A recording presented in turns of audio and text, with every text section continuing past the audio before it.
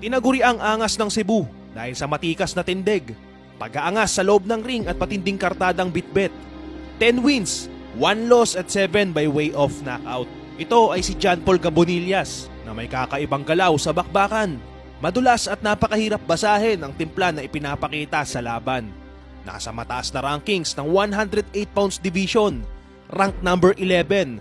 Edad 22 anyos at para masubukan ang pagiging maangas ay binigyan ito ng undefeated opponent na mula pa sa bansang Indonesia. Kontra Wandy Hulu, 2 wins, 0 loss ang bitbit ng banyaga. Kaya naman isa ito sa napakasarap na hain para sa Pinoy dahil nakataya ang WBO Asia Pacific Youth Light Flyweight title. Kaya para ating malaman ang tunay na angas ng Pinoy, ating panoorin ang bakbakang John Paul Gabonillas versus Wandy Hulu, battle for WBO regional title. So 8 rounds para sa light flyweight division. White gloves para sa Pinoy, black naman para sa Indonesian fighter. So napakaangas po ng appearance dito ng Pinoy. Medyo mapapansin nyo kamukha niya si Dalsim. And speaking of Dalsim, kung nakapaglaro kayo nung bata ng arcade, si Dalsim po mahaba ang galamay. So speaking of galamay, maganda po yung range dito ni Gabonillas. Bumabato ng suntok kapag ka nasa magandang range. And at the same time, merong tinatawag na momentum killer.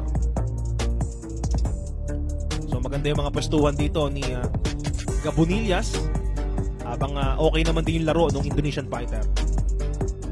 Ang problema nga lang prone sa mga punches tulad ng straight and body punches. So abangan po natin ang laro ng batang ito na si John Paul Gabonillas dahil mautak ho ito sa loob ng ring at saka may angas. So natapos po ang round number 1. Yan po ang slow motion of the fight. So napakadulas ho talaga ng laro ni Gabonillas. So round number 2.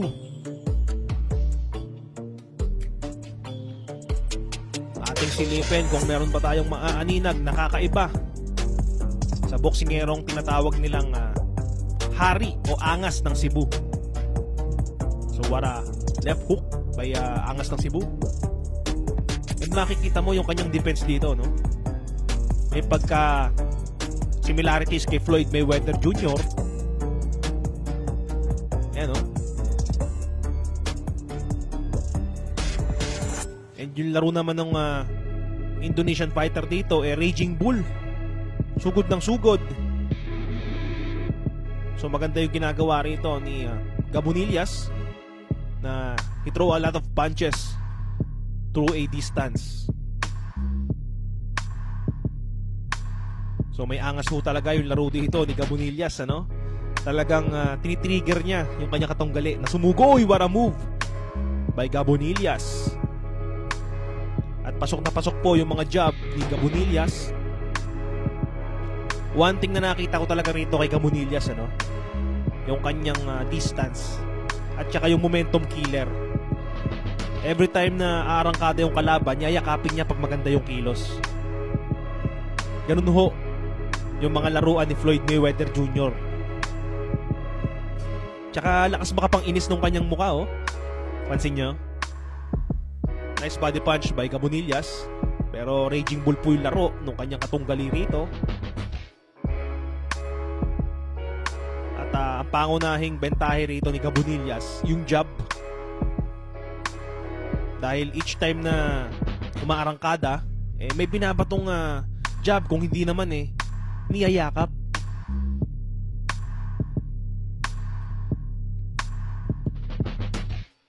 So bagamat maangas po itong si Gabonillas, brother,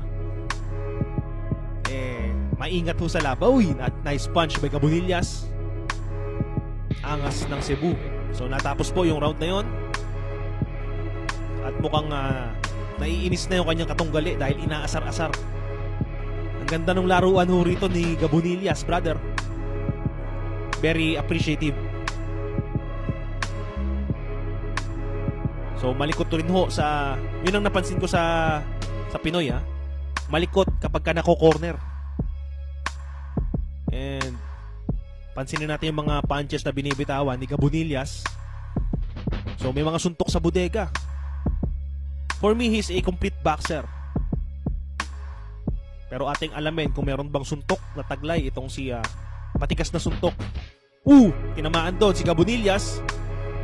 Pero hindi ininda. Ang ganda ng laro ni Gabonillas dito, no? Nilulur niya ng kanyang muka.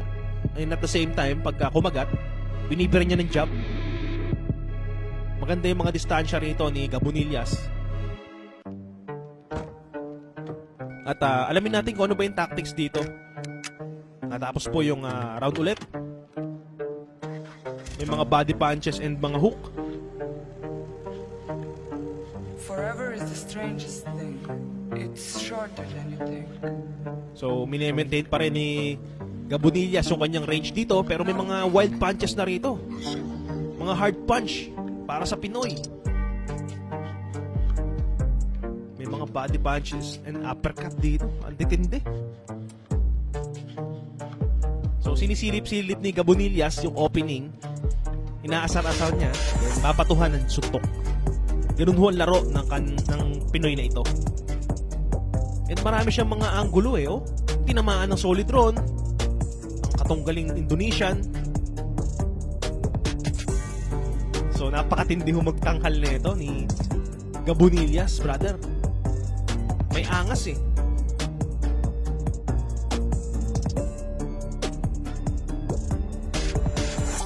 May angas, may depensa, and maingat. So for me, he's a complete boxer. Ang tanong lang, meron bang suntok si Gabonillas? Ating sasagutin yan sa dulo ng bakbakang ito.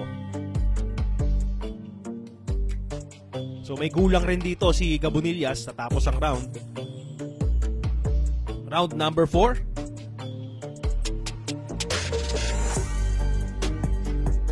So, mini-maintain talaga ni Gabonillas yung kanyang distansya rito. At nagme-Mayweather style siya eh. Pagkakaharap niya yung katunggal eh.